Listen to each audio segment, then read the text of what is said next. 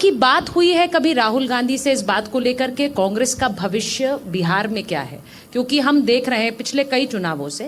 कांग्रेस की जिस तरह से एक सीटें सिमटी हैं, तो एक भविष्य देखकर आप एक कार्यकर्ता की तरह, एक नेता की तरह काम कर रहे हैं प्रचार पार्टी को बढ़ाने के लिए, तो एक लक्ष्य क्या है कांग्रेस पार्टी का बिहार को लेकर?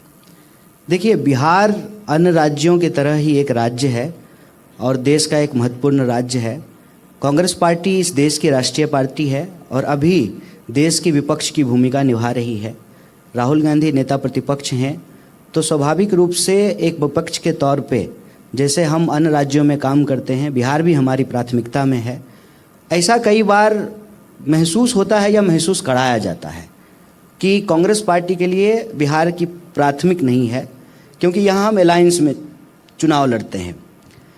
अलायंस में चुनाव लड़ने का ये मतलब नहीं है कि हमारी प्राथमिकता में नहीं है। अगर बिहार कांग्रेस पार्टी की प्राथमिकता में नहीं होती, हम बहुत इतिहास में नहीं जा रहे हैं, पिछले कुछ सालों में जो हुआ है, जब राहुल जी भारत जोड़ो न्याय यात्रा कर रहे थे तब भी बिहार से गुजरे, बिहार के कई ज़िलों से गुजरे। उसके बाद जो है हम लोग मतलब कांग्रेस पार्टी की यूथ विंग और स्टूडेंट विंग यहाँ पर पलायन रोको नौकरी दो यात्रा की, फिर अभी जो है वोटर अधिकार यात्रा हुआ, और अक्सर जो है बिहार आते रहते हैं और बिहार के जो सवाल हैं उन सवालों को बहुत प्रमुखता से उठाती रहती है कांग्रेस पार्टी, चाहे वो सवाल भ्रष्टाचार का हो, गुंडागर्दी का हो, पलायन का हो, या फिर बिहार से जुड़ा हुआ एक महत्वपूर्ण विषय जो है जाति जनगणना का।